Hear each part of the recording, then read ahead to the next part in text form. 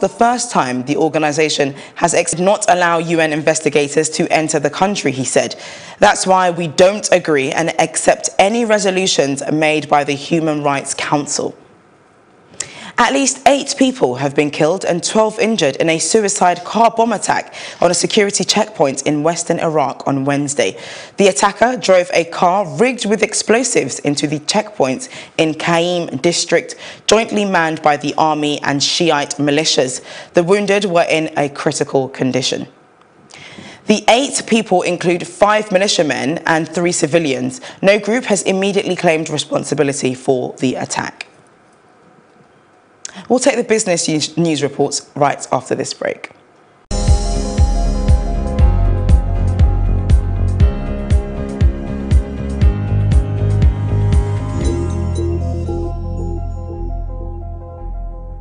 Medical payments and basic travel allowance, amongst others, received $55 million.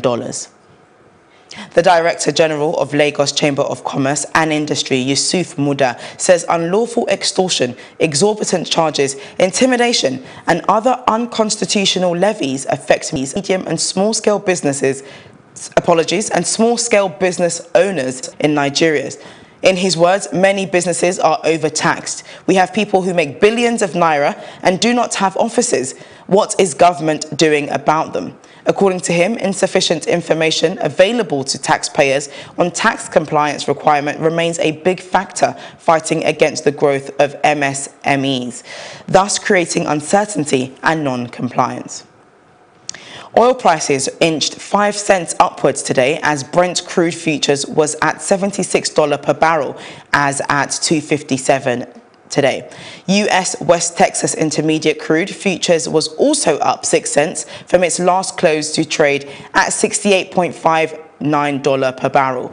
Many crude buyers have already reduced orders from OPEC's third biggest producer, with increased pressure from Washington, although Tehran is offering steep discounts. Iran's August crude oil and condensate loadings are estimated at 2.06 million barrels per day versus a peak of 3.09 million barrels per day in April. Also raising concern is crisis-struck OPEC member Venezuela, where oil exports have dropped significantly by half since 2016 to below $1 million per barrel. And still ahead on Plus TV News is our roundup on entertainment and sports. We'll be back in a moment. Don't go anywhere.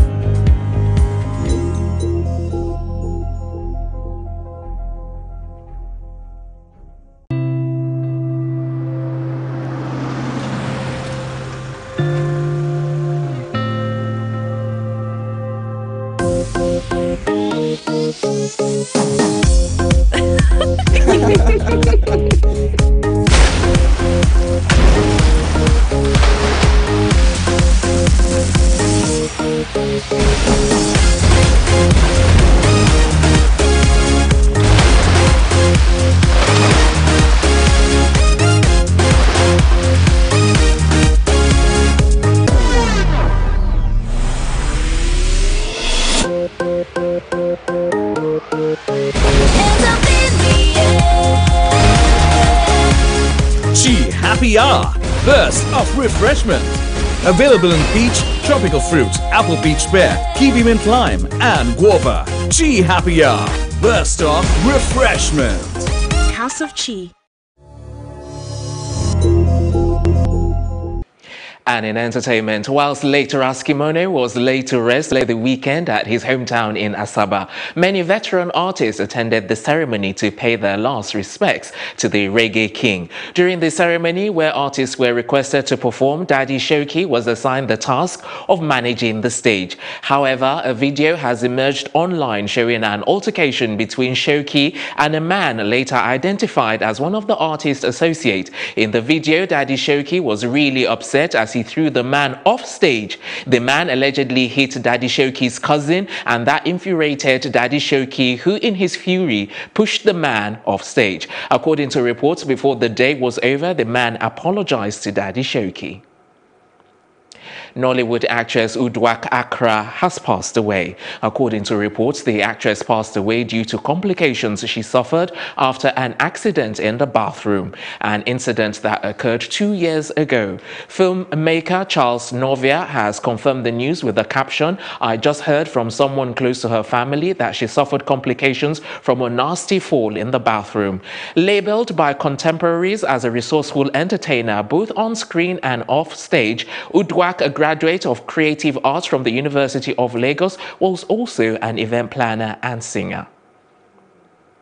Still on entertainment news, royal outfits worn by Prince Harry and Meghan Markle at their wedding are to be displayed at a special exhibition organized by the Royal Collection Trust. The news was shared on social media by the royal family, and the event will hold at Windsor Castle and the Palace of Holyrood House in Edinburgh from 26th of October to 6th of January 2019 and 14th of June to the 6th of October 2019 respectively. The Duchess's dress, tiara and veil will be on display. And that's it on entertainment. The best in sports right after this.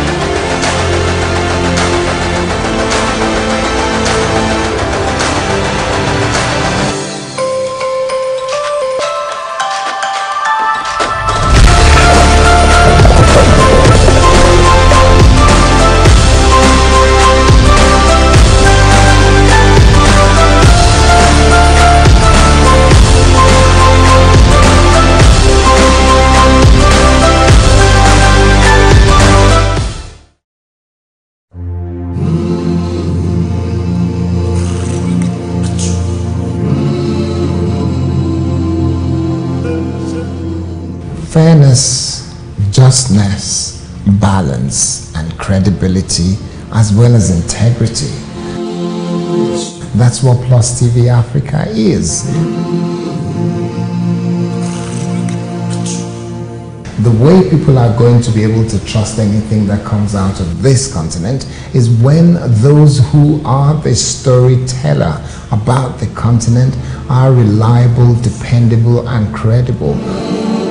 Tell the story with the emotion of Africans, with the passion of Africans, with the interest of Africans.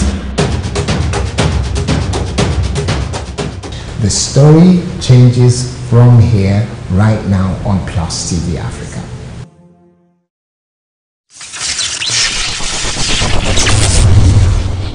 Hello and welcome to Sports Update on Plus TV Africa. I am Udoka Njoko. The league management company and the club owners are to hold an emergency meeting on Thursday evening ahead of the resumption of the Nigerian Professional Football League after the long break. The league went on a break earlier in June in a bid to accommodate the recently concluded FIFA World Cup tournament in Russia. The resumption was initially set for July the 18th, only for the league to be suspended indefinitely as a result of the crisis rocking the Nigerian Football Federation. And with the NFF crisis now settled, the LMC and the club owners have scheduled an emergency joint meeting for Thursday evening in Abuja to deliberate on the NPFL resumption slated for the 2nd of September. And in tennis, talking about the US Open, five-time Grand Slam champion Maria Sharapova held off a spirited fight back from Swiss veteran Patty Schneider to reach the second round of the US Open. The Russian defeated Schneider, who at 39 is the oldest player ever to make the main draw of a Grand Slam via qualifying, and that was 6-2, 7-6, 8-6. And the match was Schneider's first in a Grand Slam since she came back to tennis in 2015, having retired in 2011. And Sharapova, she knew she was going to have a tough time battling with the veteran, and she is really happy that she was able to win the last point. And Sharapova will go on to play Romanian Sorana Cristea in the second round in New York. And still on tennis, five-time champion Roger Federer breezed into the US Open second round with a routine victory over Japan's Yoshihito Nishioka at Flushing Meadows. And Federer needed 1 hour and 15 minutes to win 6-2, 6-2, 6-4 in the night session in a match where the Swiss great hit 56 winners compared to just 17 from his 177th ranked opponent. And the 20-time Grand Slam winner will in the second round play Francis Benoit in New York. And that's it on Sport Update on Plus TV Africa. I am Udoka Njoko. Thanks, Udoka. And that's our news roundup of events at this hour. For more news updates, please follow us at Plus TV Africa on Facebook, Twitter and Instagram. And do subscribe to our YouTube page at Plus TV Africa. We'll be back later with more stories making the headlines. Do join us. I'm Lape Banjo. Have yourself a great day.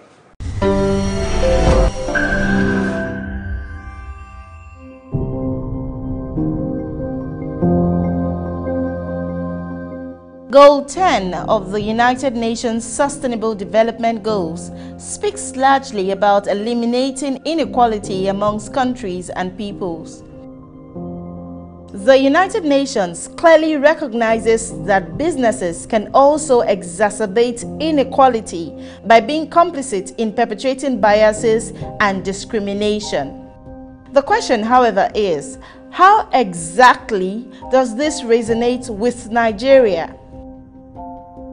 Lagos is the most populous city in Nigeria and has millions of persons. Among these are little persons also, often found in Osborn in Ikoyi. They are trying to make a living as they grapple with inequality and discrimination because of their physical appearances. Wisdom Abba and his wife Joanne are one of the little persons who moved from other parts of the country into Lagos to make a living by getting employed despite their physical inadequacies. They say that in Lagos, they had hoped to win the battle against discrimination, but this fight, however, seems to be a lost one as they are constantly marginalized by some employers while hunting for jobs. Sometimes somebody will promise me at where I'm selling market, just with drive car, we say we find work for me. I will put other person. At last the person will not, they will not find job because promise me, many of them. When I want to look for a job, they say they can't give me a job, that I'm too short, then I should go. This couple is not the only little person seeking an end to discrimination in job hunting. Nkubi and Shapali are celebrity broadcasters. They too say that they have had a painful taste of societal rejection. I got called up for an interview. One of the management now walked up to me and told me that, look, I am sincerely very sorry. You are not the kind of person we are looking for. My sister, growing up, to be like, Daddy, where do you get this thing from? Though Shapali comes across as a very confident woman, she says growing up was torturous. I'm talking to you, I don't know my mom till now. She ran away because I am a dog. She adds that her self-esteem was dealt a devastating blow for even thinking of marrying a tall man and begetting tall offspring as her mother-in-law rejected her. I had a relationship that the guy took me home to the mom, and I was there in their living room seated, and the guy went to call the mom. The mom came, I was like, where? Sorry, oh my dear, sorry, where is the wife? My son said he brought. And I was like, it's me. Stop joking now, how will it be you? My son came up to come that he brought somebody, I was not accepted. Bash and Iyatokpe are 9-to-5 persons. They reveal that they have also been treated with inequality countless times. My own junior brother, the one that follows me, he also thought I'm kind of like a junior to him. We usually fight every day. I go one place. I say they find person, we'll go sweep here. They say not true. I say I won't do it. They say, you do it. Which hand do you want to take sweep here? With only 12 years left to expunge inequality by 2030, only little is known if Nigeria will truly wipe out this menace. But Wisdom and his wife Joanne, Nkubi, Shapali, Bash and Iyatokpe continue to hope that someday they will be treated like every other human being. I am Mary Chinda for Plus TV Africa.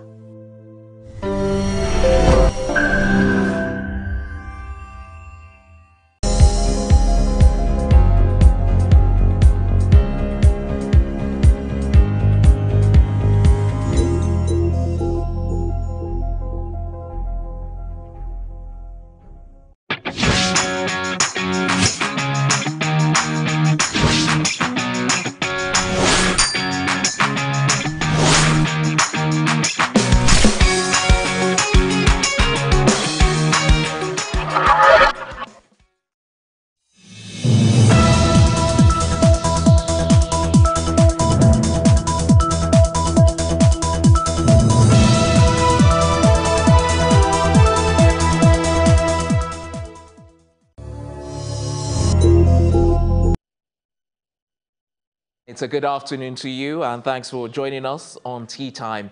On this program, we aim to get you updated on the biggest entertainment stories. I'm Tokunbo Taiwo, and I'm here with my energetic and enthusiastic co-anchors, Lakwe Banjo and Ife Oshinkeye. Hi, guys. Hello. What up? Hi, Tokunbo Taiwo. How's it going? Hi, the Lakwe Banjo. My name is Tokunbo, thank you very much. I'm so happy you say the Lakwe Banjo, unlike Tokunbo, who I've asked severally to refer to me as the Lakwe. The Lakwe. Yeah, the one and only. The Lakwe Banjo. What, you're the only one that has that name? Yeah. Well, she's the Lakwe Banjo that is relevant. Sorry, I've missed I have missed the plot. I've missed the plot. Sorry. What? No, you haven't. Don't be a hater. No. You know that I'm the only Ujua Lakwe Banjo. The only relevant Lakwe Banjo. Did you just say Ujua Lakwe? Lakwe Banjo, yeah. Ujua Lakwe. Lakwe for short. Okay, enough about me, guys. What's your middle name? No, I'm not going to say my government name. Oh, God, I know your middle name. God, no, you don't. Can I remember? Next. Next. All right, so we're starting first with this story on Daddy Shoki, who beats a man for disrespecting him and late Raskimono's cousin. Okay, so I watched the video and it bit aggressive. Very aggressive. Yeah. But I do understand the reason why he did that. But at the same time, it was a bit aggressive because he like pushed him, you know, off the stage, and it was like a few steps down. I mean, I get as in he the was reaction, saying that you know it was as a result of him not listening to what he told him to do with regards to the stage and stuff, and disrespecting late Raskimono's cousin and stuff like that. Yeah. But no, but it was like he was even how do I say, aggressive towards Raskimono's cousin, and that was why. Yeah, and that's why he got involved. Yeah. But I just felt that it was like a bit much. It didn't have to be that violent. They could have really solved that peacefully. But I guess, you know, where these people are from and how they respond naturally to like situations like this. This is what they know best. Yeah. And someone like Daddy Shoki, who is like, you know, really, really relevant in these areas, and also like Raskimono's just died and it's his cousin, and I feel like naturally he feels like, I know, protective, exactly. So I think that's why it got to that level, and it definitely made a point, because I think the guy will not be doing that again anytime soon. Yeah, because from what I understand, he came back later, maybe towards the end of the day, to apologize. Yeah. I mean, I expect that because he probably realised that, you know, how can I get a whole Daddy Shoki to like come and physically yank me off the stage? So. And it was not just that. It's like Daddy Shoki was really pursuing him off, even down when they both got off. Daddy Shoki wanted to get into like a physical fight, yeah. And he was Daddy Shoki was ready like for he was moving everybody out of the way. I was like, Shoki showed us his Ajegunle side. Yes, I was like, whoa. And that's what I mean when I say, you know, where these people are from, this is what they naturally, this is how they respond to stuff. And this is how you like invoke fear in people. Exactly. Like, if you don't hear, you'll feel. Me. Yeah, my mum always used to say that to me. If you don't hear, you will feel. Exactly. So if I've told you, don't do that. I think the next natural progression is you'll feel it. And this guy definitely felt it. He came and apologized. But violence isn't always the answer. We shouldn't always have to get to that level where. And I always say this. Do I not always say this to you? That Nigeria is the only place I know that people. I was going to bring it in, but I was like, to aggression. Like, aggression. It's like everything has to be aggressive. Ronya said that as well. Like, it's just like, seriously, there's another way. It doesn't have to be. It doesn't have to be that aggressive. I don't understand what are you people talking about. I don't like it. Come on, don't be saying that about us. I know, and people then calm down. See, Ben did it perfectly. And I've seen you in the act as well. So you have? Yeah, you aggressive Nigerian. You see me get aggressive. With who? And they were, and they were like, you know, why are they shouting at themselves? Really? Yelling at themselves. No. That day we were playing now. When we went to the car. Yes, now but I was playing with you. You packed in my sport.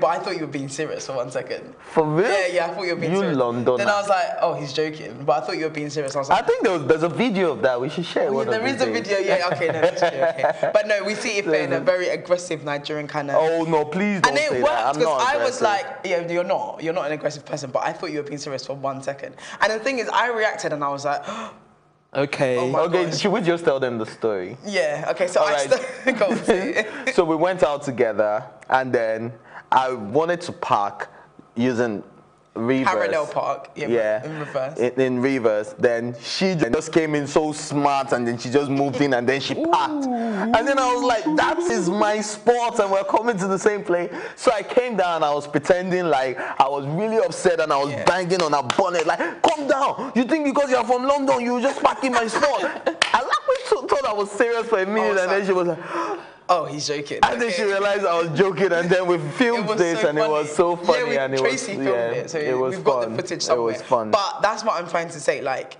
I guess it works because for that moment I was like, oh my god, what's gonna happen? Yeah, but like I'm not like. But why would you think I would get aggressive towards you when we're going to the same spot? It was the initial reaction. Like it was just like instinctive. Something you're not used to. Yeah, like it was just oh my god, and then you suddenly and I see it all the time in traffic. In traffic, I mean, just at like events. Aggression. Yeah, and also the way I see it is like if you're not aggressive, then you don't get things done. Exactly, and then you're even termed weak, or and then people take advantage. Yeah, people take advantage of you. Okay, I'm going to give an example of my mechanic recently.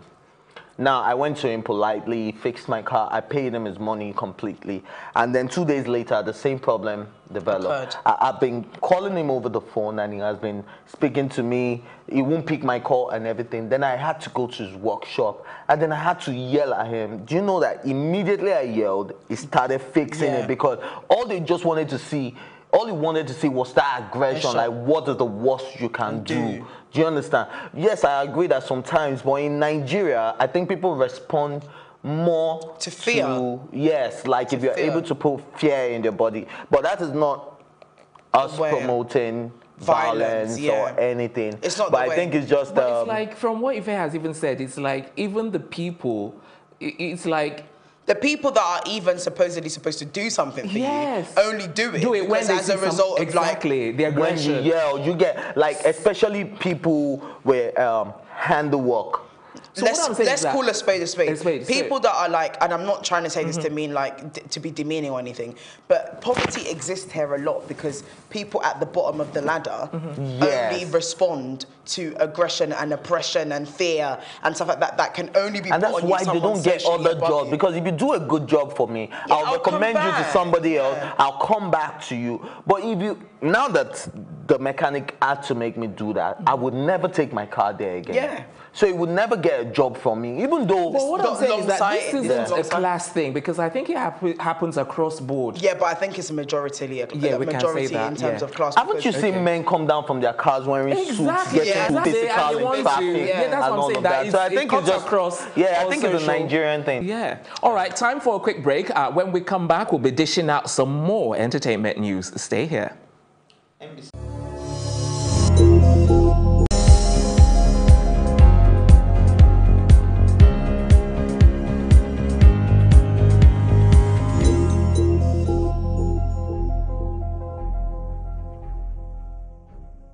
It gets better, ordered another round. It gets better, ordered another round. It gets I'm sure, as you can imagine, I get many. On a daily basis, I haven't shared this with anyone, but I reckon I get about like 100 people asking for help. A day? A day. That's a fact. I can prove that.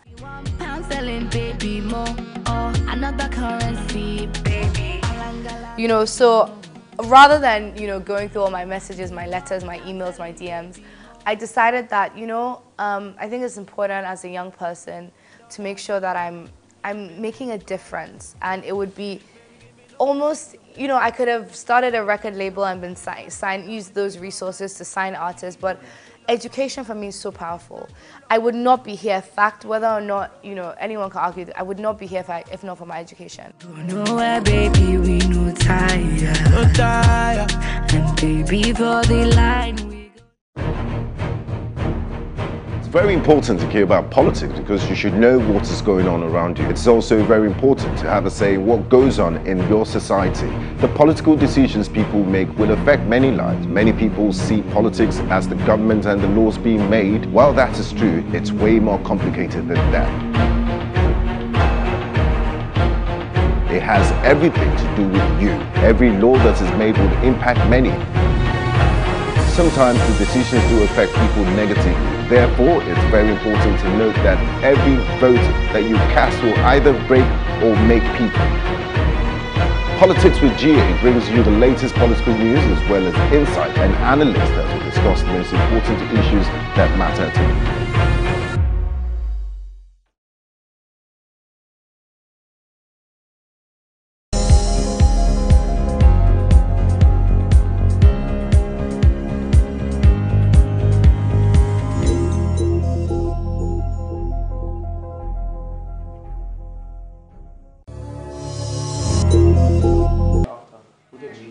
Welcome back. You're watching Tea Time right here on Plus TV Africa. Up next is this headline on Davido, who gets called up for NYSC. Okay. This is. Do you know what I really like about him? Yeah. He's like he said. What were those words that he used? Tying all loose ends or something. Yeah. I like that statement because. He has been someone that easily doesn't have to do NYSC. Exactly. Doesn't have to graduate. Exactly. Doesn't have to give back. Doesn't have to do anything that he does, and he still makes sure that he does it. But I think this is his family and his dad engineering this whole thing. In light of the whole. No. I'm not saying he didn't choose to. I'm saying that this is like having a good background, a strong foundation. Because right from the beginning, I think the barter with his dad was, you have to graduate university before you even think about becoming a star. Because remember, he left America and dropped out of school, which is why he ended up in Babcock in the first place. So that was the barter. He did that as promised.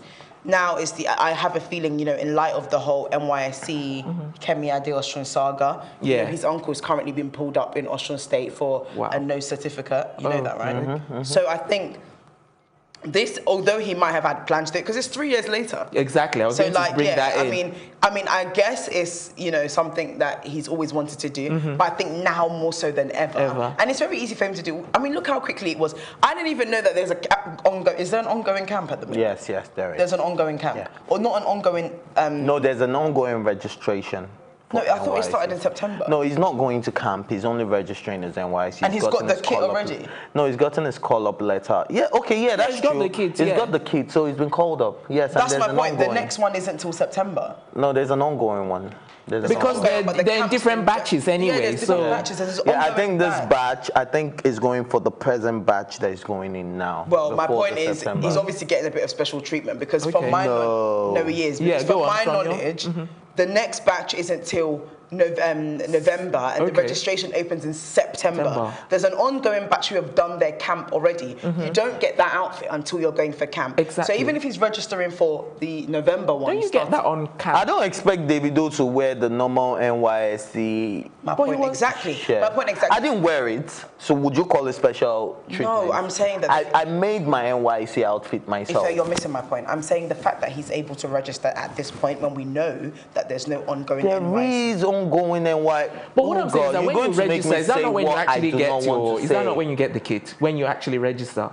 That's the impression that I was under. Okay, so let me explain. Okay, now you're going to make me. Wait, hang on. If there's any NYSC people that know if we're right or wrong, just comment below because because we need to know. Because now you're going to make me say this. I spoke to my ex-girlfriend yesterday, and she's also going to camp. And she's going to finalize. Relax. She's going to finalize her registration today. And then she said she got the kit and it was too small, and she also has to go and change that. So there's an ongoing registration going on. Okay. I didn't want to say it. I just felt as though the for reasons best known. It's different from Sweetheart, I'm sorry. I spoke to my ex yesterday, but you know. I think I'm going to roll my eyes as well. Really matter, so what? I have a current girlfriend. You don't have a current girlfriend. Are you sure? Well, are you we sure don't know that? about her. So yeah, you don't know about that. Current girlfriend, you need to check your man because we don't know about you, girl. Anyway, the point I'm trying to make is that regardless of whether or not it's special treatment or not, he's obviously jumped the queue. I mean, we all know how strenuous NYC registration and co can be. So I do feel like he's had a bit of special treatment. He's doing it now because it's more relevant than any other time.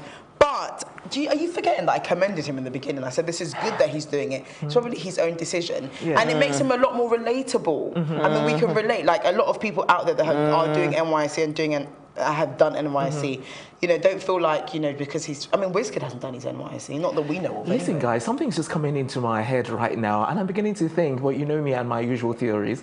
Conspiracy theory. Yes. So I'm like, are we really sure he's going to do it? Hold on, let me wait, hold on, yeah, go on. Yeah, are we really sure he's going to do it? Because I'm beginning to think that this is like a stunt where let's make it public so that everyone thinks, yes, I'm definitely going, and then at the end of it, he's just going to drop the clothes and then not go. And then at the end of it, he's going to collect his certificate. Let me come in there. Some people actually do that. Which is highly likely. Yes. So let me come in there.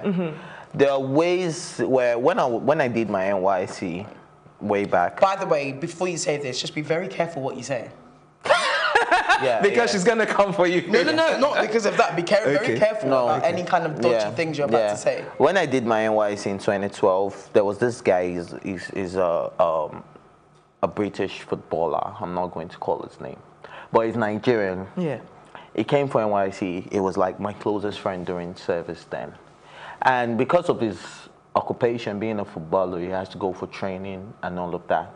He did just a 3 weeks orientation camp. And you never saw him again? And afterwards, he came back, but somebody was doing a CDS process. And I think he did it in a very legal way based on his profession. That's an exception. Now, come on. yeah, so now when you say Davido is getting special treatment, I won't call it special treatment. If Davido I'm not saying I'm not, as in I'm just looking at you. If Davido now has a concert in America and is going to make $2 million, and it goes to the I'm glad you bring that up, because in January he's going to be going for the O2 Arena thing. Yeah. And then he goes to the Director General of NYC and say, Ma, look, I'm going to lose out on $2 million if I have to stay in this NYC stuff. And as soon as I'm done with it, I would be back. That is excusable. The DG would gladly sign that and let him go.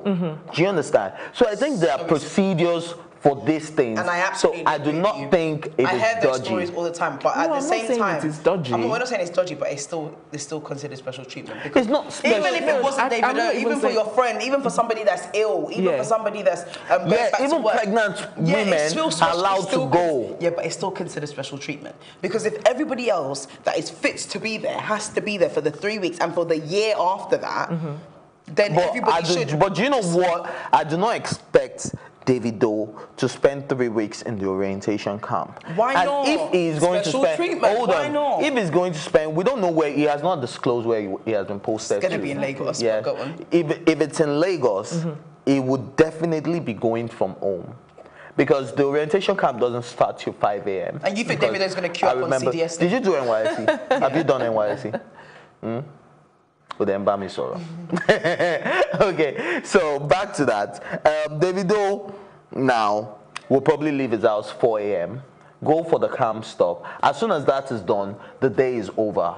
Do you understand? So I don't think it would be in camp because of his status, because that would even cause a lot of commotion in camp. People will be screaming every time he walks by. People will be throwing stuff. Girls will be going crazy because it's Davido. It's going to disrupt a lot of things in camp. So it's understandable. So I would not call it special treatment. I would just call it avoiding some certain situations. Okay. I think let's agree to disagree, because like definition is no, do not let us agree to disagree. Let's just agree to what I am saying. No, I'm not going to agree. Definitely not. But unfortunately, we haven't got time to like disagree or agree. So we're going to take a quick break instead, but we will be right back.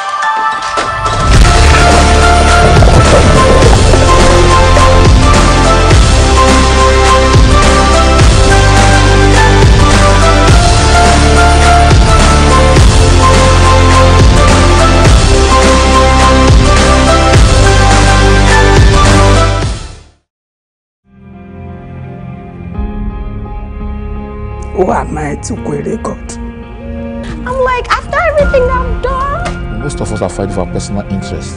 Fire started exactly 10:30. I wasn't a DJ. I'd be in construction, a mechanic. I have several children. If entertainment is going to be our second biggest export in the country now, we do need to invest properly in structure. I don't know where we're heading. Then I'm reminded that Nigeria has been close to the brink on so many other occasions, and God has been merciful to pull us back from that brink and save this country.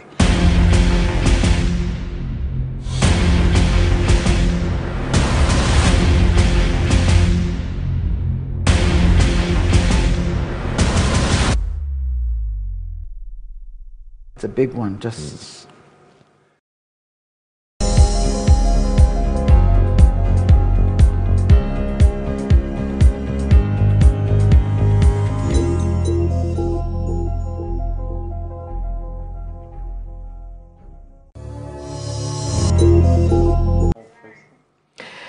Hello and welcome back. It's still tea time right here on Plus TV Africa, and we're swiftly moving on to our next story, which is on Orisha Femi, who says, "I'm still the best artist Nigeria has produced." Isn't that proud?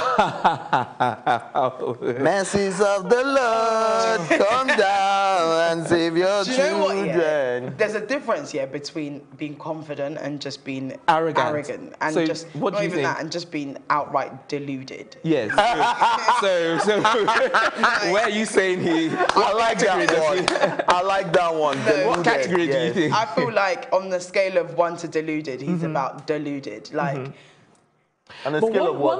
One thing, deluded, like well, he's on the closest deluded. yeah. One thing I don't understand though is how this actually came about. I'm still trying to understand. Okay, he has a it. new song out he's trying to promote, and he's saying that he knows some OAPs are not going to play this song. And he's saying that until he buys them unless cars. they buy them a car. So I think this is like his own way of doing his own publicity by himself. Oh, so that I people see. would still go and download the song and be like, oh, forget this OAPs, even though they don't play my song. You guys, I have a new song out. He doesn't realize how powerful. And it doesn't even OAPs make any sense. It Because doesn't, and he doesn't realize even if he opts to promote it himself, these OAPs are strong. At the end of the day, like for example, I'll give you Davido as an example.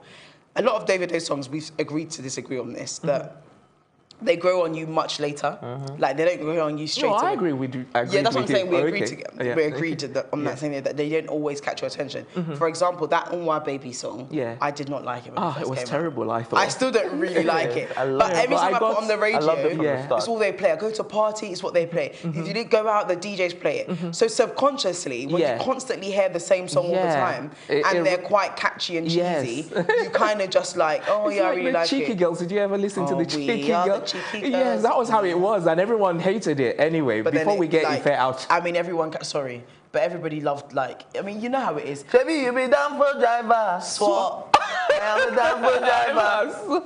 I mean, so you guys know that one. Okay. But you get what I mean? I didn't get the Even Cheeky if a Girls. song is cheesy and boring, people still jump onto it because, like, you hear it all the time. So OAPs, obviously, when they play certain songs and consistently play it across stations, whether you like it or not, one, the general public will know about that song, and two, somebody will like it. Exactly. So it's almost like you can't take away their power in terms of, like, promotion. Exactly. So whether or not he wants to publicly distribute his music and say controversial things to get people to listen to it, if he truly was the best artist in Nigeria, he wouldn't have to say that. But hold on. But I you know, I agree to everything. what you've just said now just makes me like, is he insecure about his status Absolutely. on the When you have to make statements like that? you're not sure, you're not. I agree to everything Lakbeya said about you shouldn't, like, it's like me Blow saying your own I'm the trumpet. king, Yeah. and then I don't have to tell you I'm the king if I am the king. So you it would know be I am obvious. the king. But one thing I also need to address is that a lot of OAPs, a lot of television presenters think they are gods. Mini gods, because You're a they TV feel. presenter. Do you think you're a mini god? No, because I am not like that. But I have worked with some of them like that, especially in Ghana. You see a lot of OAPs in Ghana walking around like they're Sarkodie themselves. Meanwhile, Sarkodie is the artist. Do you understand? But because you believe that, oh, without me, I work in the biggest radio station in Ghana. Without me, your song can't get played. So you try to place yourself like a god. Which takes me back to when Osh Baby. By the way, I met Osh Baby during Duncan Mighty's stuff, and it was pretty cool. Osh Baby was saying, was it Osh Baby that was saying something about Runtown being in the same venue in a cool hotel during the show, and he called and he said it wasn't around. Can you guys remember we tweeted that? It was Osh, right? I'm not sure if it was Osh Baby. But imagine that now. No, it was that guy. It was the guy from, what's that guy called? What's that fair skin guy? The comedian, the fair skin one. The Igbo guy. Oh my God, this is so annoying. Daddy Freeze? No. He's a radio presenter. I think he's on Wazobia. Fair-skinned. Yeah. It was Yor that said that. Okay. So the thing is, a lot of them believe that, okay, Runtown, maybe you didn't offer to pay him enough money. And you think because it's in the same venue, he's going to show up. We haven't got long, Ife, so can you round up let me your just point? wrap this up. Yeah. My point exactly is, look, Orisha Femi calling himself the best artist in Nigeria. First of all, you haven't proven yourself. Secondly, you haven't been consistent. Thirdly, you did your wedding the same day as Banky W, and you came out to say you did not know Banky W was getting married. So we have tagged you as a liar. I love Orisha Femi, but at the same time, you don't come out to say stuff like this and expect us to support you. Okay, on that note, Ife, we're going to move on because our next scoop is on LD, who shares how Nollywood can save Nigeria through their stories. Okay, so Lapi, let me come to you on this. What's your take? I love LD so much because although he was here, he was in the music industry, he moved to America and, you know, started his own life there. He always had his 2 pence. I mean, as someone that lived here and also is living abroad, he understands the true essence of being Nigerian. He raises stuff like this all the time. I mean, a lot of people, so for example, a lot of people in Africa use what we see in Nollywood as a direct representation of how life is there. Yeah. My brother, I've told you guys before, my brother was dating somebody from another part of Africa, right? Yeah, you still haven't told us. Yeah, because it's none of your bloody business, okay? South Africa. Yeah, she's South African. Anyway, no, she's Ghanaian. No, she's not. She's South African. South African. Well, yeah, she's South African. What, from Zimbabwe? We've only got a few minutes, guys. Anyway, her family at the time thought a lot of, you know, Nigerian culture and the way we behaved was all based on Nollywood. Like everything they knew about Nigeria was from Nollywood. Yes. And this is what LD is trying to say. We can say really important things and share really important stories about Nigeria through our Nollywood, because that's like the biggest outlet of how we connect with other cultures and how we connect with other people. And then I like the fact that you referred to NTA, Days of Tales by Moonlight, where we shared true folk tales and then people learned from it. But these days, all we see are fetish stuff, and then everybody believes that Nigerians are fetish. And then everybody now believes that they show you movies of people living in a face me, I face you, and you think because we live in a face me, I face you, we can't live in peace, we have to fight. So it's like, how do I put it now? It's like creating a state of mind for people, like this is how people should behave because you're Nigerian. So I think what LD is saying is right. People should put out the positive stuff, show the positive parts of Nigeria, show the positive things we do, show how intelligent we are, how innovative we are, how smart we are. But would Nollywood sell though if that happened? Absolutely. Yes, Nollywood already has a platform whereby whatever they put out, people will watch home and abroad. And this is what he's saying. There's a lot of things that we pick up from Nollywood, like our house help culture, which he has spoken against a lot. So, and then we need to change the narrative, and he's absolutely right. All right, that's where we're going to have to wrap it up on this episode of Tea Time. Join us tomorrow for fresh entertainment stories. Until then, a big thank you to my co-anchors, the production team, as well as our stylist, courtesy of Kudi Empire. I'm Tokunbo Motayo saying thanks for watching and have yourself a good evening.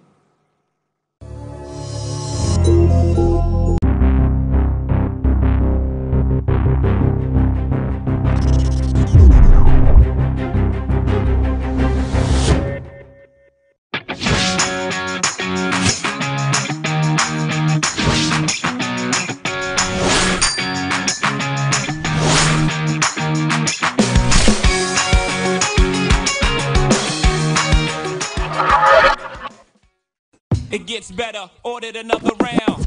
It gets better, ordered another round. It gets I'm sure as you can imagine, I get many. On a daily basis, I haven't shared this with anyone, but I reckon I get about like 100 people asking for help. A day? A day. That's a fact. I can prove that.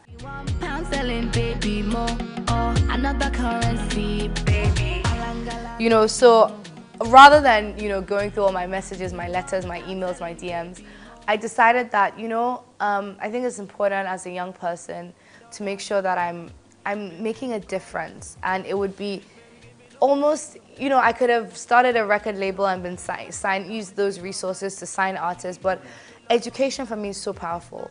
I would not be here, fact, whether or not, you know, anyone can argue that I would not be here if not for my education. Nowhere, baby, we no tire. And baby, for the line.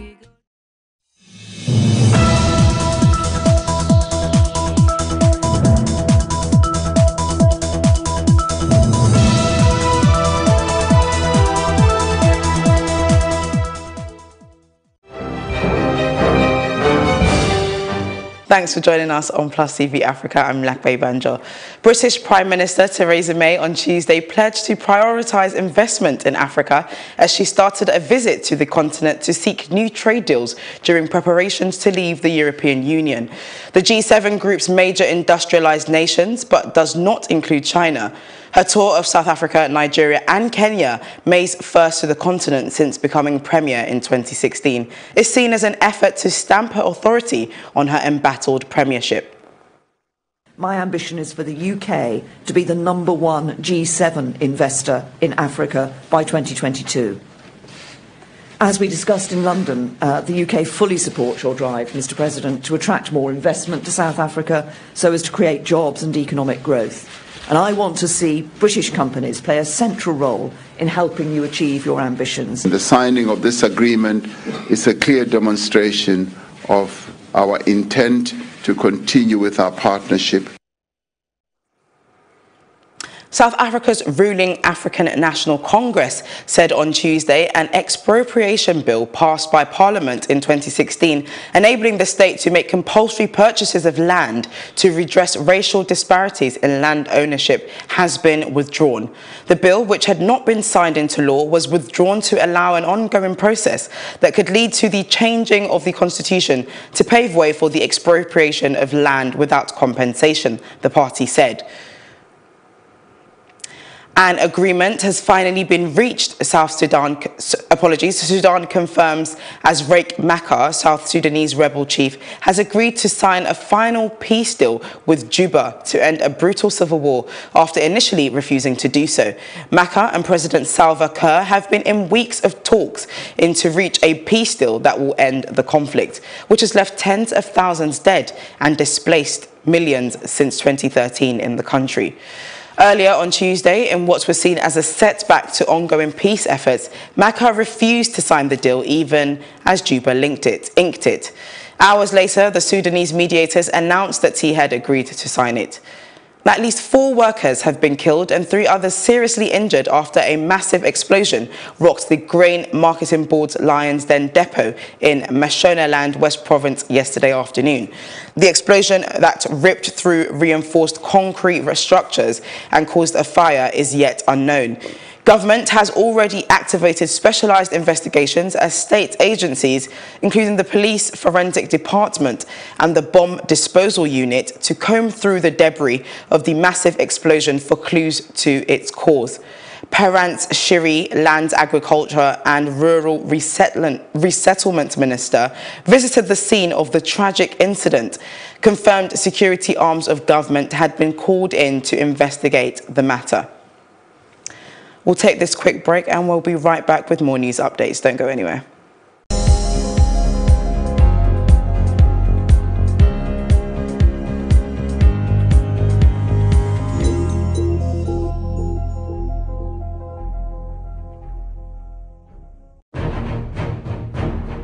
It's very important to care about politics because you should know what is going on around you. It's also very important to have a say in what goes on in your society. The political decisions people make will affect many lives. Many people see politics as the government and the laws being made. While that is true, it's way more complicated than that. It has everything to do with you. Every law that is made will impact many. sometimes the decisions do affect people negatively. Therefore, it's very important to note that every vote that you cast will either break or make people.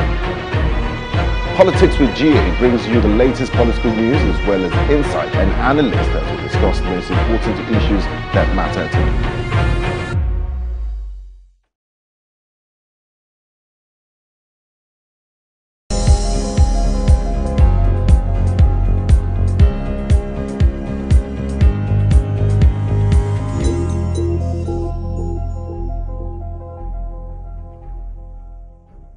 Welcome back. The immediate past governor of Delta State, Dr. Emmanuel Uduagwan, has officially dumped opposition party, People's Democratic Party, for the ruling All Progressives Congress, saying that he ditched his former party owing to President Muhammadu Buhari's passionate interest for the development of the Niger Delta region. He also disclosed that many other leaders of PDP in Delta State are also ready to join him in APC to ensure that his new party take over the state and deliver President Buhari's second-term bid, particularly in the Niger Delta region. With less than 30 days to the Osun State gubernatorial elections, speculations are that the election may not be any different from what was witnessed in the last month's Ekiti State elections, where vote selling and buying was rampant. Mary Chinda filed in this report to look at some of the issues surrounding the September 22nd polls in Osun State. Parties have been listed by INEC to participate in the forthcoming governorship poll in Osun State, an unwieldy number, you would agree. However, most political watchers are of the opinion that the race may be a three-way tussle between the three leading political parties in the state: the APC, represented by Boyage Oyetola, the PDP's Senator Ademola Adeleke, and Iola Omishore of the SDP. But with some issues such as vote buying plaguing the last elections in Ekiti State, how prepared is INEC on this one? We spoke with the Commission's Director, Voter Education, Oluwale Osaze Uzi. The state of preparedness for the Osun governorship elections, one election. We're preparing as we usually prepare for this kind of off-cycle elections. We've carried out a series, as you're aware. Recently, we did Anambra, we did Ondo, we did Ekiti, and the next bus stop, as aware, is in Osun. Concerning allegations about Senator Adeleke's fake secondary school certificate, Mr. Oluwale said onus lies with the political parties to contest it. Well, we have to understand the operations of the law and the letter of the law regarding candidacy and nomination of candidates. Once a candidate is nominated by his political party that is sponsoring a particular candidate for the election, that puts faith so that there's nothing INEC can do. INEC cannot reject or disqualify any person that has been duly nominated by a political party. Lawyer and commentator Liberus Oshoma says the fake certificate allegation is a known issue. It's nothing, really. It's nothing. Because this is not the first time we are having crisis of certificate. Because what the law, the Constitution, actually prescribes is a school leaving certificate or its equivalent. And it didn't say that you must have credits. The election is billed to hold on the 22nd of September. For Plus TV Africa, Mary Chinda reporting. Thanks, Mary. Nigeria's National Assembly has approved a 143 billion naira budget for its upcoming general elections. The budget, which is a shortfall of about 46 billion naira from an estimated 189 billion submitted by the Electoral Commission, was approved after a closed-door session by the lawmakers. The presidency is yet to react to this decision, which is expected to generate controversies. The Joint Committee has sat, and a subcommittee has been set up to look into all the details of the 143. We have the complete breakdown of the 143 billion. 1.3 from. No, we said they should bring the breakdown of 143. We have to go through it. If there are observations, then we call them for defense. As far as the electioneering process is concerned, so those who are thinking that what is happening is another delay or whatever, I think they are being mischievous. And I want to say very clearly that we are totally committed. We couldn't have just cut down our our research to come here and be doing anything, in the manner that people are describing. Rather, if anything, we believe Mr. President has submitted a very unambiguous letter, and we are totally committed to supporting Mr. President as far as the 2019 election is concerned. A federal high court in Nigeria has declined the request for orders of interim injunction by Senators Rafiu Adebayo and Issa Misau to prevent the forceful impeachment of the President of the Senate, Bukola Saraki. The senators had dragged the Attorney General of the Federation and Minister of Justice, the Inspector General of Police and the State Security Services to court on the 13th of August in a bid to restrain them from aiding the impeachment of the Senate President. Counsel to the plaintiffs, Emeka Etiaba and Mahmoud Magaji, filed an ex parte motion on behalf of the senators, restraining the defendants from taking any untoward action to impeach President of the Senate. Thereafter, the court adjourned the case till September the 6th for an accelerated hearing and urged counsel to take necessary steps to serve all the parties with the processes. The father of a Nigerian schoolgirl kidnapped by Boko Haram called on Tuesday for the government to do more to secure her freedom after an audio of her begging for help was released. Leah Sharibu, 15, was taken hostage with more than 100 girls in the town of Dapchi in February, in the largest mass abduction since Boko Haram took 220 girls from the town of Chibok in 2014. She was the only one not released when the others were freed a month later, apparently because she refused to convert from Christianity to Islam, the Free Girls said in March. The government said it was investigating the audio recording, which was circulated by local media this week and is believed to have come from Boko Haram. Not less than 1,333 Nigerians have died in road crashes in the second quarter of 2018. This is according to the figure contained in the National Bureau of Statistics Road Transport Data report released on Tuesday. NBS said 1,257 of the 1,331 Nigerians that got killed, represented 94% of the figure, were adults, while the remaining 74 Nigerians, representing 6% of the figure, were children. The figure also revealed that 1,047 male Nigerians, representing 79%, got killed in road crashes in the second quarter, while 284 female Nigerians, representing 21%, got killed. The NBS in the report identified speed violation as the major cause of crashes in the 3 months under review. We'll take a quick break, and when we return, we'll be bringing you news and more. Don't go anywhere.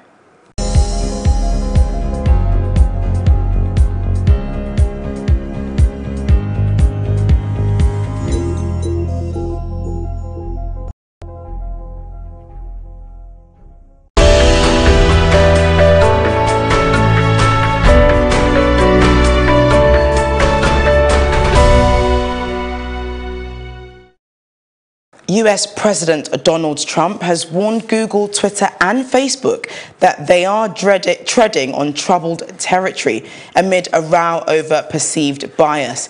He said they have to be very careful after accusing Google of rigging the search results for the phrase Trump news.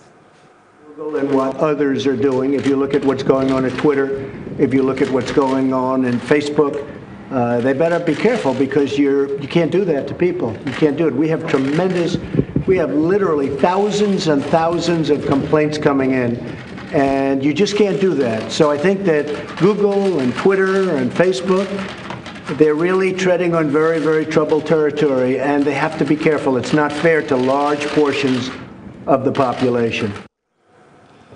A Myanmar government spokesman on Wednesday has rejected a report by the United Nations investigators that called for top generals to be prosecuted for genocide, saying the international community was making false allegations. His comments came a day after the UN report, which marked the first time the organization has explicitly called for Myanmar officials to face genocide charges over a brutal crackdown on the Rohingya Muslims last year. Myanmar did not allow UN investigators to enter the country, he said. That's why we don't agree and accept any resolutions made by the Human Rights Council. At least 8 people have been killed and 12 injured in a suicide car bomb attack on a security checkpoint in western Iraq on Wednesday. The attacker drove a car rigged with explosives into the checkpoint in Qaim district, jointly manned by the army and Shiite militias. The wounded were in a critical condition. The 8 people include 5 militiamen and 3 civilians. No group has immediately claimed responsibility for the attack. We'll take the business news reports right after this break.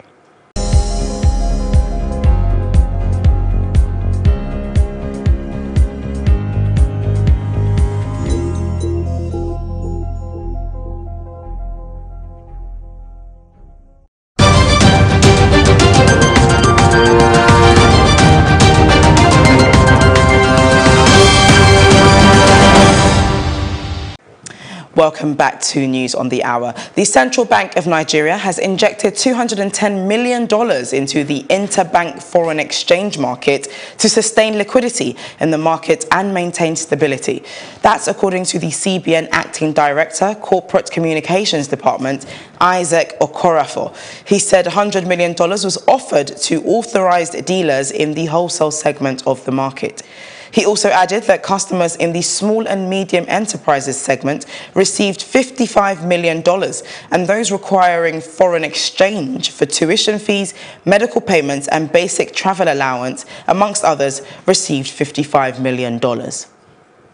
The Director General of Lagos Chamber of Commerce and Industry, Yusuf Muda, says unlawful extortion, exorbitant charges, intimidation and other unconstitutional levies affect medium and small-scale businesses, and small-scale business owners in Nigeria. In his words, many businesses are overtaxed. We have people who make billions of naira and do not have offices. What is government doing about them? According to him, insufficient information available to taxpayers on tax compliance requirement remains a big factor fighting against the growth of MSMEs, thus creating uncertainty and non-compliance. Oil prices inched 5 cents upwards today as Brent crude futures was at $76 per barrel, as at $2.57 today. US West Texas Intermediate crude futures was also up 6 cents from its last close to trade at $68.59 per barrel. Many crude buyers have already reduced orders from OPEC's third biggest producer, with increased pressure from Washington, although Tehran is offering steep discounts. Iran's August crude oil and condensate loadings are estimated at 2.06 million barrels per day versus a peak of 3.09 million barrels per day in April. Also raising concern is crisis-struck OPEC member Venezuela, where oil exports have dropped significantly by half since 2016 to below $1 million per barrel. And still ahead on Plus TV News is our roundup on entertainment and sports. We'll be back in a moment. Don't go anywhere.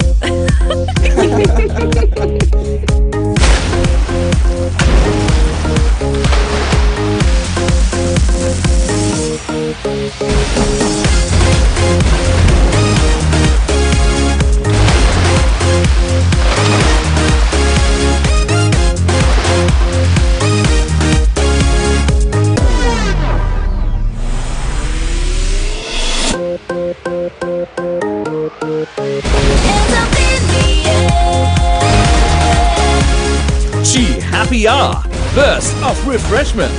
Available in peach, tropical fruit, apple peach pear, kiwi mint lime, and guava. Chi Happy Hour. Burst of refreshment. House of Chi.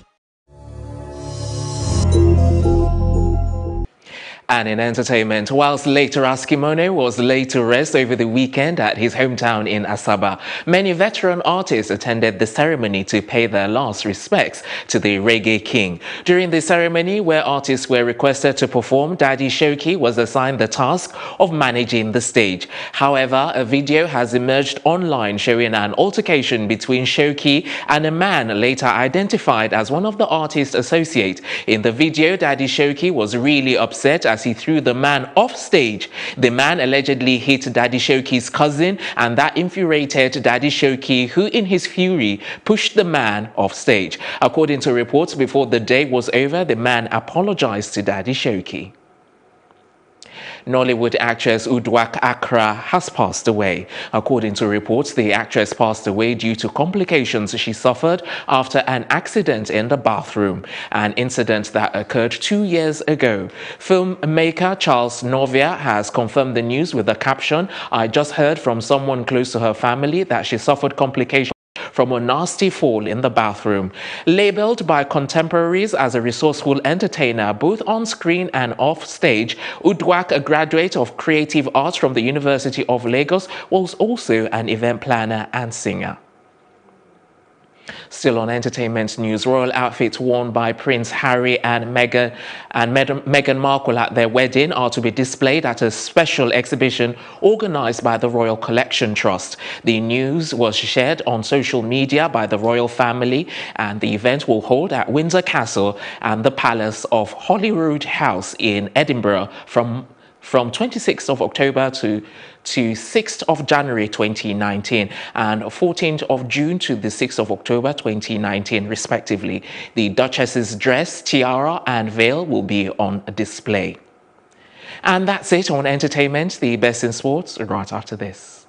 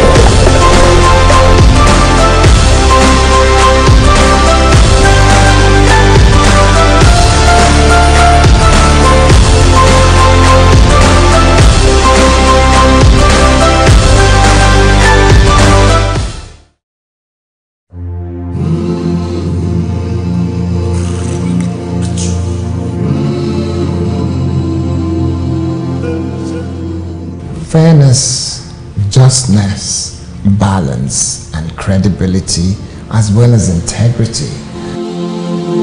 That's what Plus TV Africa is.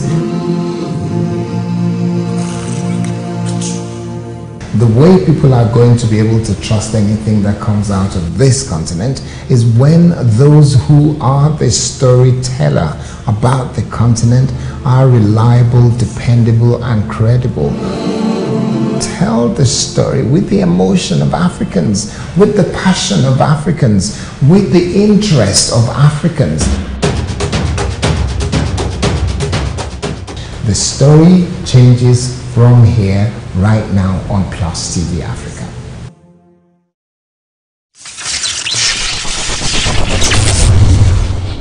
Hello and welcome to Sports Update on Plus TV Africa. I am Udoka Njoko.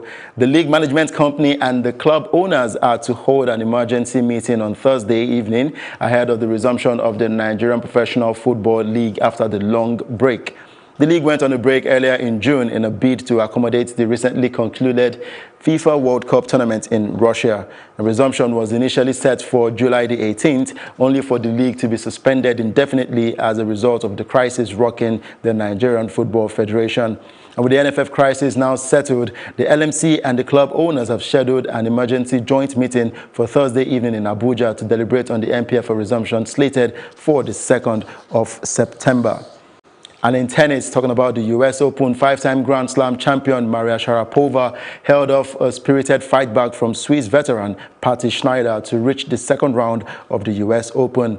The Russian defeated Schneider, who at 39 is the oldest player ever to make the main draw of a Grand Slam via qualifying, and that was 6-2, 7-6, 8-6. And the match was Schneider's first in a Grand Slam since she came back to tennis in 2015, having retired in 2011. And Sharapova at Flushing Meadows, and Federer needed 1 hour and 15 minutes to win. With more stories making the headlines, do join us. I'm Lape Banjo. Have yourself a great day.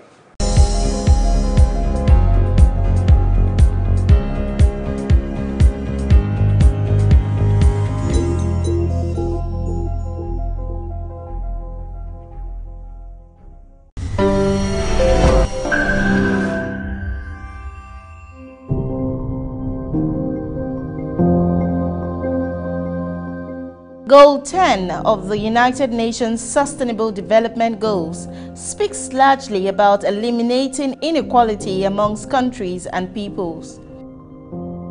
The United Nations clearly recognizes that businesses can also exacerbate inequality by being complicit in perpetrating biases and discrimination. The question, however, is, how exactly does this resonate with Nigeria? Lagos is the most populous city in Nigeria and has millions of persons. Among these are little persons also, often found in Osborn in Ikoyi. They are trying to make a living as they grapple with inequality and discrimination because of their physical appearances. Wisdom Abba and his wife Joanne are one of the little persons who moved from other parts of the country into Lagos to make a living by getting employed despite their physical inadequacies. They say that in Lagos, they had hoped to win the battle against discrimination, but this fight, however, seems to be a lost one as they are constantly marginalized by some employers while hunting for jobs. Sometimes, somebody will promise me at where I'm selling market. Just with drive car, we say we find work for me. I will pull up other person. At last, the person will not. They will not find job because promise me. Many of them. When I want to look for a job, they say they can't give me a job that I'm too short. Then I should go. This couple is not the only little person seeking an end to discrimination in job hunting. Nkubi and Shapali are celebrity broadcasters. They too say that they have had a painful taste of societal rejection. I got called up for an interview. One of the management now walked up to me and told me that, look, I am sincerely very sorry. You are not the kind of person we are looking for. My sister, growing up, she'll be like, Daddy, where do you get this thing from? Though Shapali comes across as a very confident woman, she says growing up was torturous. As I'm talking to you, I don't know my mom until now. She ran away because I am a dog. She adds that her self-esteem was dealt a devastating blow for even thinking of marrying a tall man and begetting tall offspring, as her mother-in-law rejected her. I had a relationship that the guy, took me home to the mom. And I was there in their living room, seated, and the guy went to call the mom. The mom came and I was like, where? Sorry, oh my dear, sorry. Where is the wife? My son said he brought. And I was like, it's me. And stop joking now, how will it be you? My son came up to come that he brought somebody, I was not accepted. Bash and Iyatokpe are 9-to-5 persons. They reveal that they have also been treated with inequality countless times. My own junior brother, the one that follows me, he also thought I'm kind of like a junior to him. We usually fight every day. I go one place. I say then they find person will go sweep here. They say not true. I say I won't do it. You do it. Which hand do you want to take sweep here? With only 12 years left to expunge inequality by 2030, only little is known if Nigeria will truly wipe out this menace. But Wisdom and his wife Joanne, Nkubi, Shapali, Bash and Iyatope continue to hope that someday they will be treated like every other human being. I am Mary Chinda for Plus TV Africa.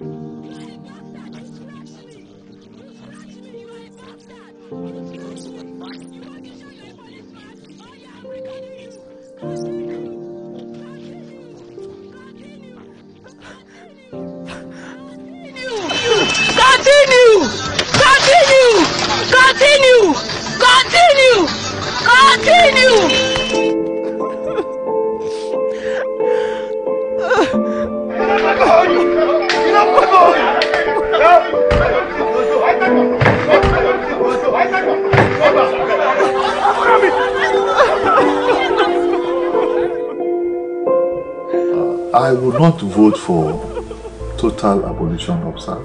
On the contrary, I would ask that people who are more humane, who are more intelligent, and who are not brutal are in charge of SARS.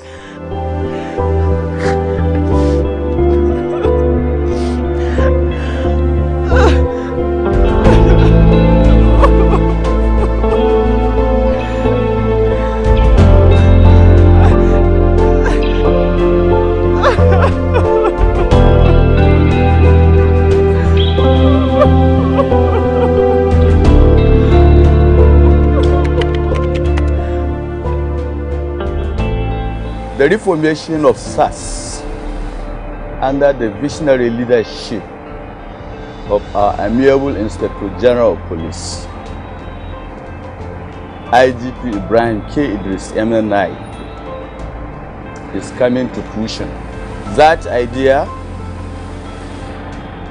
is in line with what the current administration requires. And it is on the basis of that the Inspector General of Police saw reason to appoint me as the Commissioner, Federal SARS, to come and head the reformation. So far, so good. We have done much under the reformation.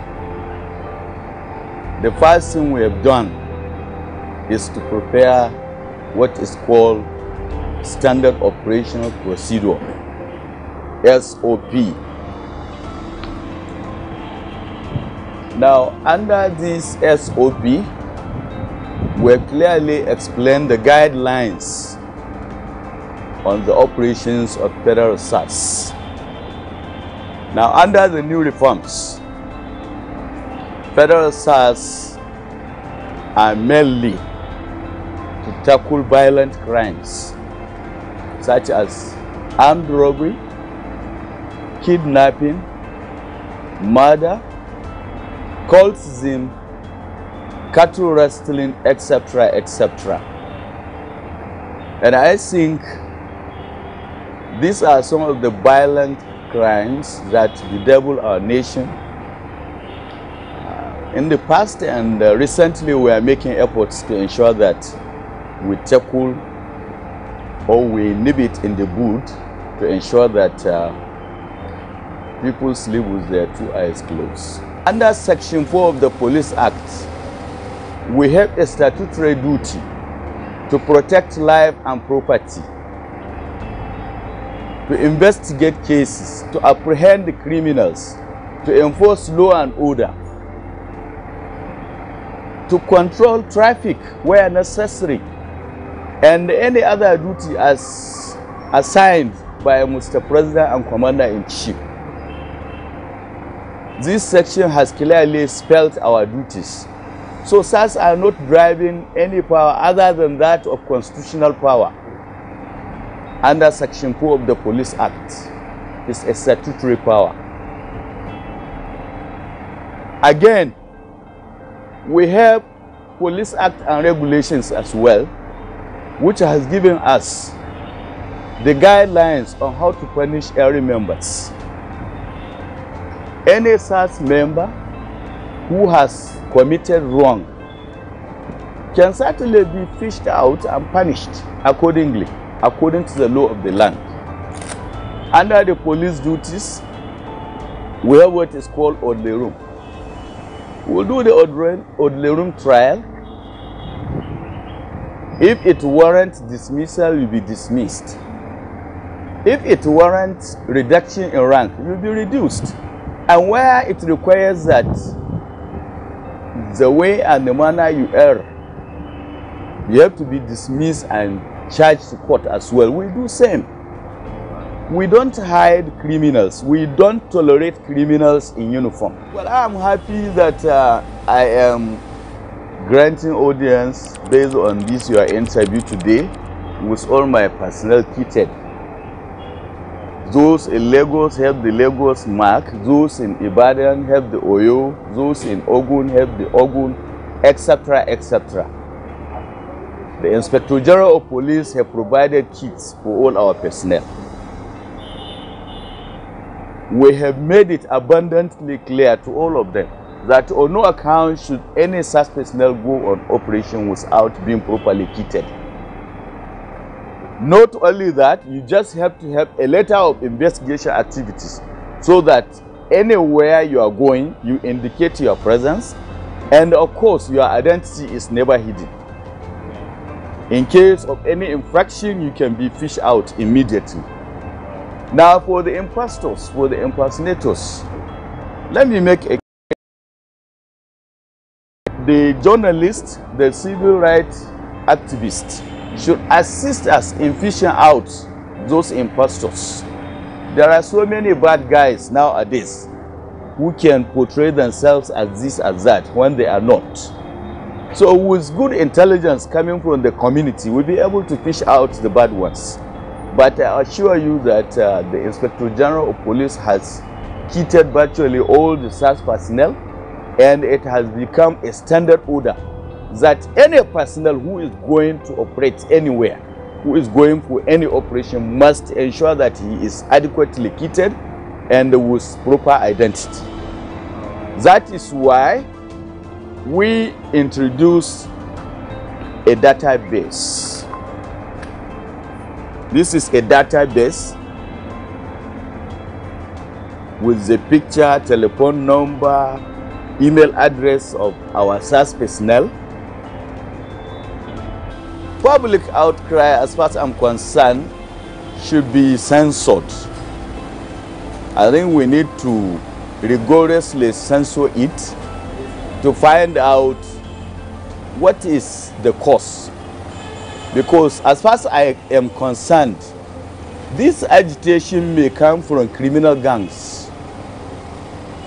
They may not like SARS because SARS are doing everything to ensure that armed robbery, kidnapping, murder, cultism, cattle rustling is not allowed in this country. But any right-thinking man who knows the value of our activities and who knows the efforts we are making and the breakthroughs we are getting will certainly support us. So for me, it is not a call to end SARS. I think what matters is to reform SARS, and reformation is ongoing.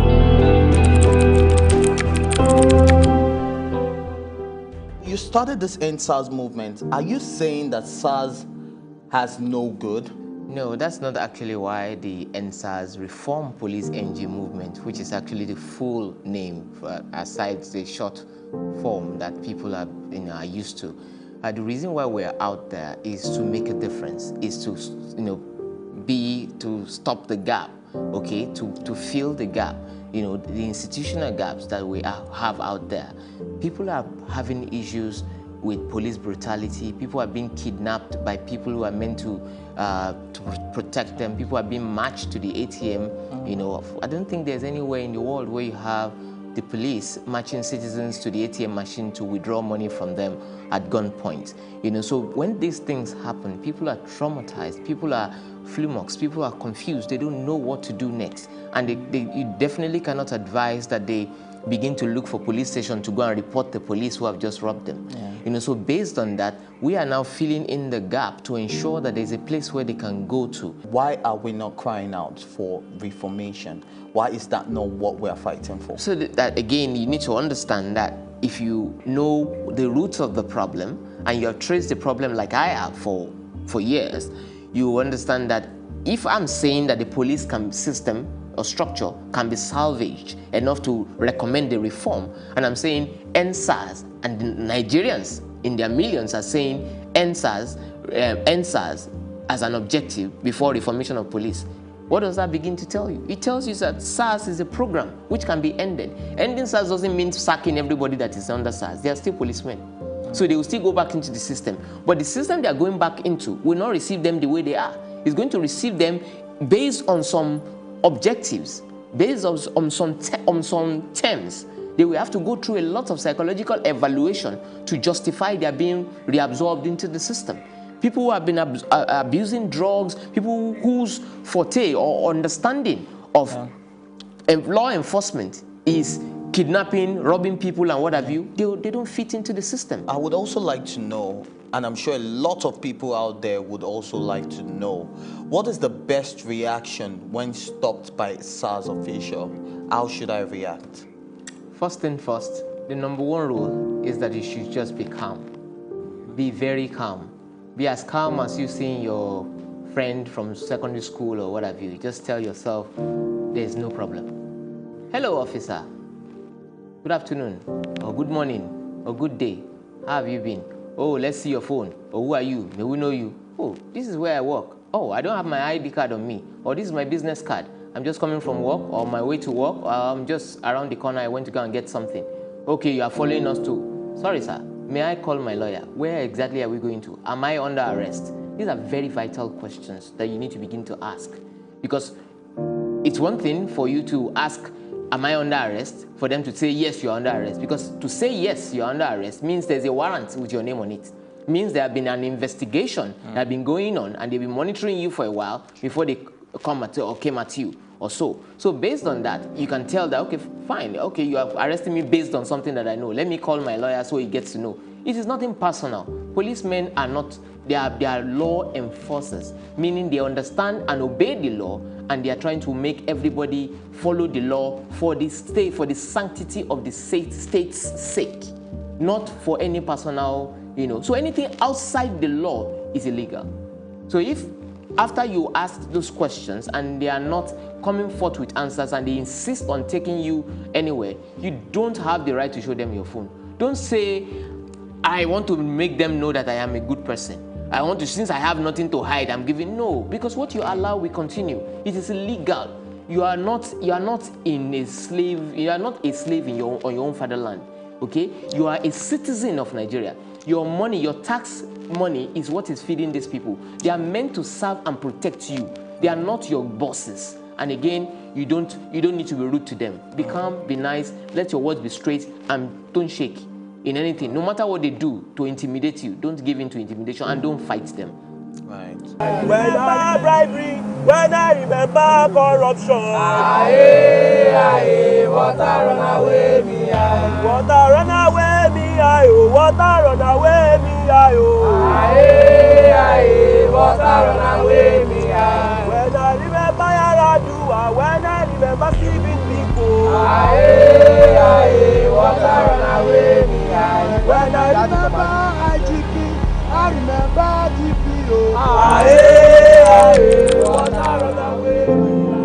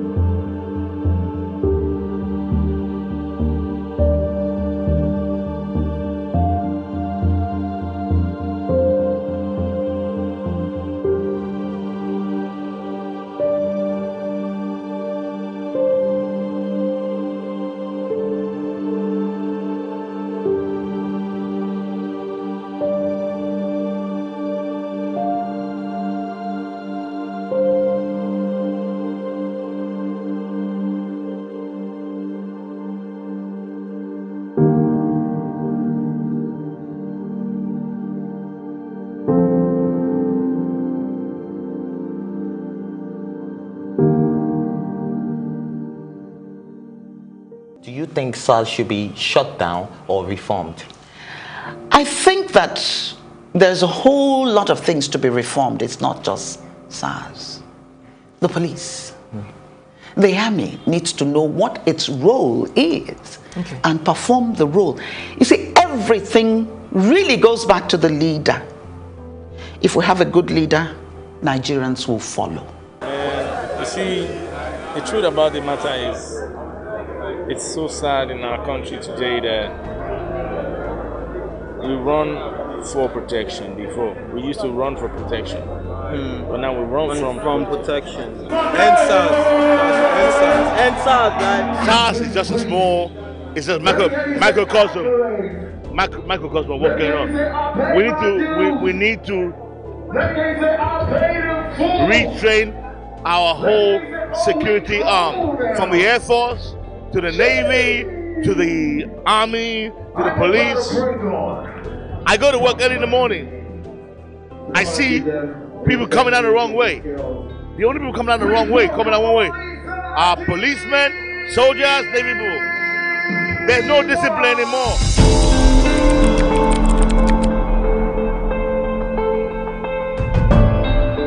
That's been compromised. So you need to end it for real. You know, and if you come up tomorrow and say, okay, instead of SARS, now you say, even if you call them Mars or Bras or Raz or FARS, it's not about the name you call it. It's about their use. It's about how they act. It's about when they come out. It's about how they behave, especially how they treat Nigerian citizens. SARS is supposed to be to Nigeria what SWAT is to America. There is a special unit that's supposed to come out when there's something maybe some type of, when some armed robbers are kind of like overwhelming the normal police, then you call SARS and they come out with the full armors. That's what SARS is supposed to be. But nowadays, what are they? They're a bunch of men. You know, from what we see on the road, there are a bunch of men with dirty-looking beards, some wear red shoes or black, not uniformed per se. And you can't even tell who's who. You're driving on the road and a bus just overtakes you. Sometimes they almost make you have an accident. They overtake you like that and then stop you, come down, cock their guns and just drag you out of the car. Some of them that we've seen pictures, we've seen videos, they don't even say hello. Once they meet you, they greet you with a slap. Nobody should treat anybody like that. No special unit should work like that. So these are the reasons why people have been clamoring for end SARS. I'm not standing up against SARS. I'm standing up against brutality. I'm standing up against extortion, kidnapping.